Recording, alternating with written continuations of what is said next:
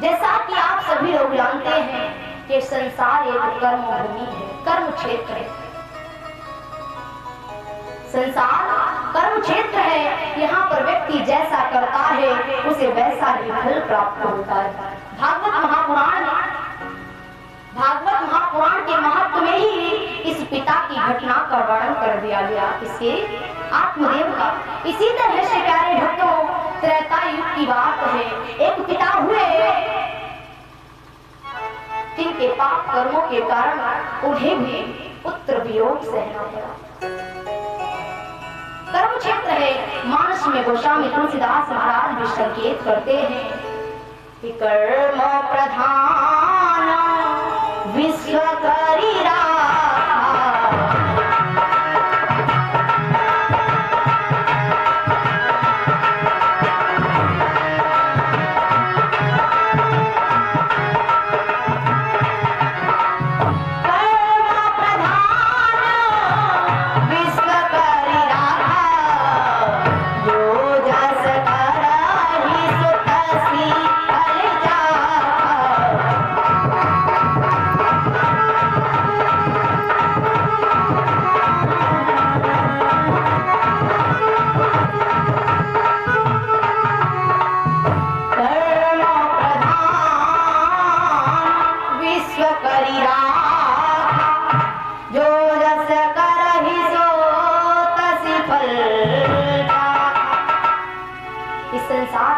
जैसा जो करता है उसे वैसा ही फल प्राप्त करना।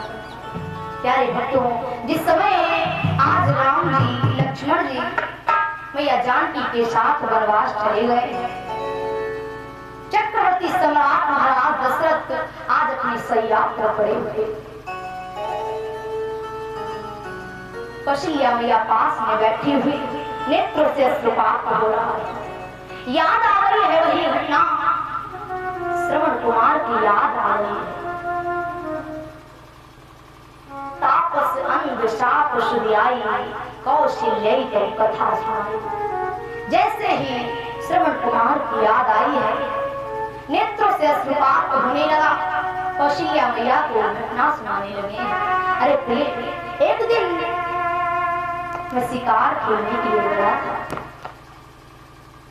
एक दिन शिकार खेलने के लिए गया था, लेकिन सरयू के किनारे मैं झाड़ी में छुपा हुआ बैठा था। श्रवण नाम का एक कुमार सरयू नदी में जल भरने के लिए आया। मुझे ऐसा प्रतीत हुआ कि कोई मृग जल पीने के लिए आया है। आज यह घटना महाराज दशरथ अपनी पत्नी कौशल्या को सुना रहे हैं। अरे मुझे ऐसा प्रतीत हुआ, आभास हुआ कि सरयू नदी में कोई मृग जल पीने आया है। मैंने शब्द विधि बाण छोड़ दिया और जैसे ही वह बाण उस बालक के हृदय में लगा जाकर के, जैसे ही वह करुण भरी आवाज मेरे कानों में आई, मैं भाग करके गया तो सरयू के किनारे देखा जाकर के एक बालक अचेत अवस्था में पड़ा हुआ था। प्यारे भक्तों, जैसे ही महाराज दशरथ ने श्रवण कुमार को देखा है, नेत्रों से अश्रुपात होने लगा। अरे पुत्र, मैंने ये सब कुछ जानबूझ करके नहीं किया। मैं तो शिकार के धोखे में मैंने बाण छोड़ दिया जो कि आपको लग गया।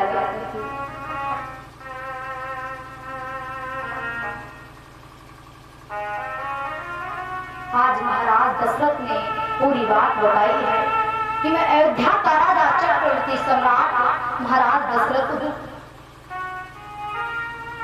और मैंने जानबूझ करके आपको बाण नहीं मारा। प्यारे भक्तों, जैसे बात श्रवण कुमार ने सुनी है, हृदय में अत्यधिक पीड़ा हो रही है। यह तो सभी लोग जानते होंगे कि मृत्यु के समय कितनी भयानक पीड़ा होती है। श्रवण कुमार के नेत्रों से अश्रुपात हो रहा है, मरने की परवाह नहीं है। लेकिन प्यारे भक्तों, आज महाराज दशरथ से श्रवण कुमार कह रहे, महाराज एक छोटा सा निवेदन है, एक निवेदन है, मेरे माता पिता अंधे हैं, मैं उनका एकमात्र सहारा हूं। मैं उन्हीं के लिए, उन्हीं की प्यास बुझाने के लिए जल लेने के लिए आया था, लेकिन अब मैं तो यह संसार छोड़ करके जा रहा हूं।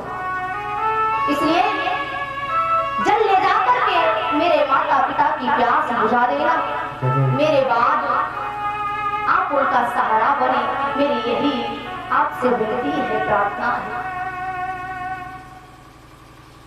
प्यारे भक्तों, इतना कहते कहते आज प्राण श्रवण कुमार के कंठ तक आ पहुंचे हैं। प्राण कंठ तक आ गए, निकले तन से प्राण, और लेना वो माता पिता अंतिम बार प्रणाम। आज प्यारे भक्तों, श्रवण कुमार अपने माता पिता को याद करके कहने लगे, पिताश्री, माताश्री, आज है आपका पुत्र आप सबको छोड़ करके जा रहा है, अंतिम बार आपके चरणों में नमन कर रहा हूँ, प्रणाम कर रहा हूँ। सरयू की लहरें कहती थी, हाँ माता पिता, पिता माता सरयू की।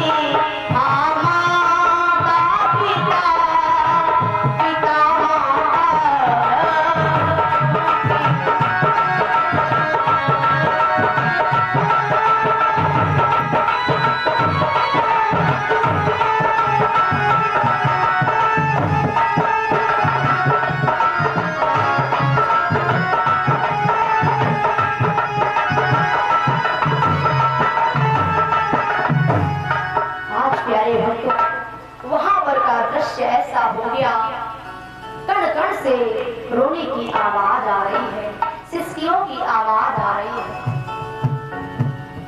महाराज दशरथ सरयू नदी से जल भर के श्रवण कुमार के माता पिता के पास लेकर के गए, उद्यालक मुनि के पास पहुंचे। जैसे ही उद्यालक मुनि ने देखा है, उद्यालक मुनि ने देखा किसी के चरणों की आवाज आ रही है, आने की आवाज आ रही है, ऐसा प्रतीत हो रहा है मेरा पुत्र लौट कर गया है, मेरा पुत्र जल लेकर के आ गया है।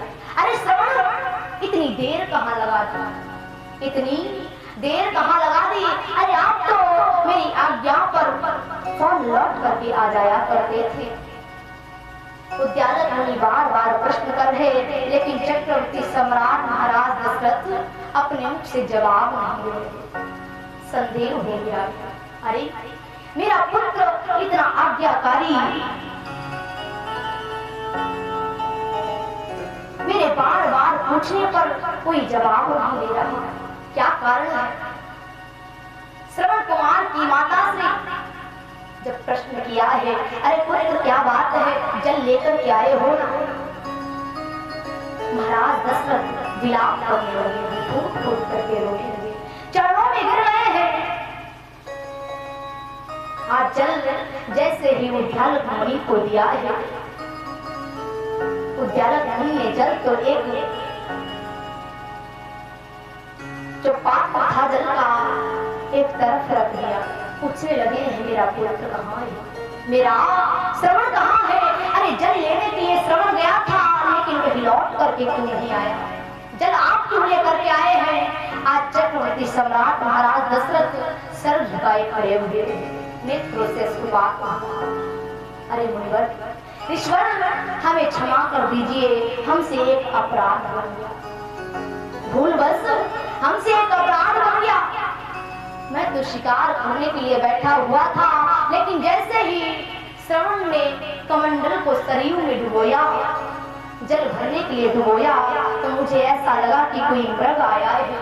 मैंने बाण छोड़ दिया, मैंने आपके पुत्र की हत्या कर दी। मैं आपके पुत्र का वधी हूँ। आज प्यारे भक्तों, जैसे बात सुनी है कि मेरा पुत्र इस संसार में नहीं रहा। विचार करो प्यारे भक्तों, जिसका एकमात्र सहारा हो संसार में और वह सहारा छीन लिया जाए, उस पर कैसे गुजरेगी। उद्यालक मुनि विलाप करने लगे।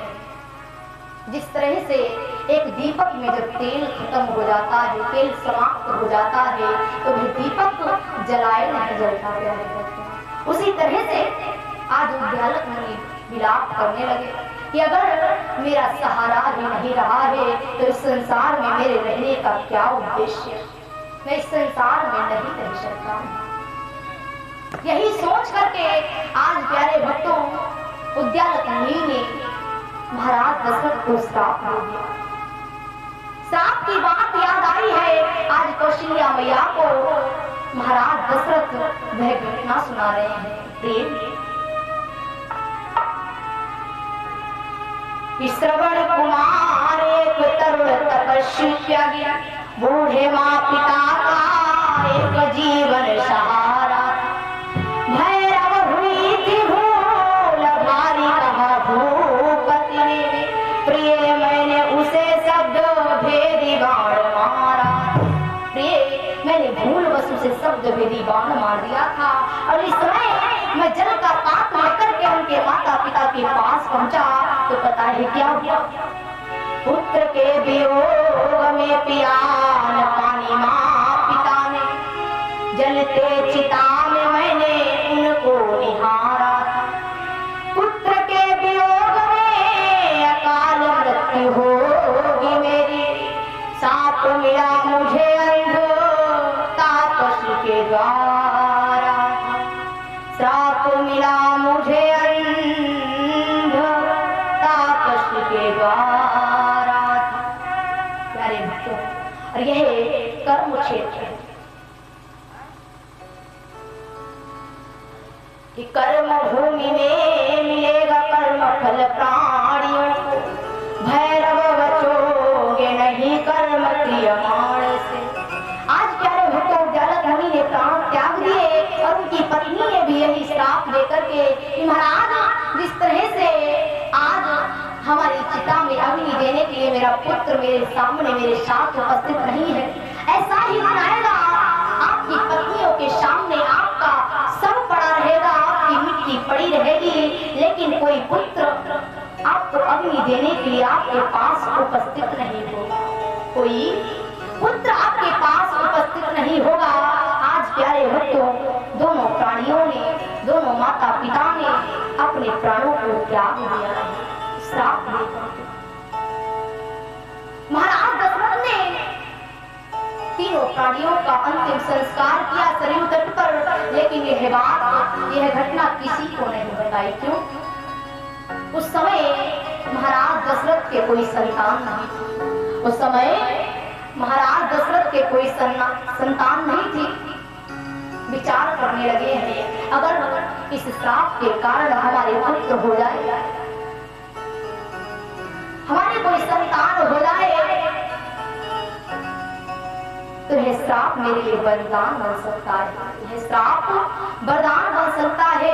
इसीलिए प्यारे भक्तों, महाराज दशरथ ने यह श्राप किसी को बताया नहीं, यह घटना किसी को नहीं बताई।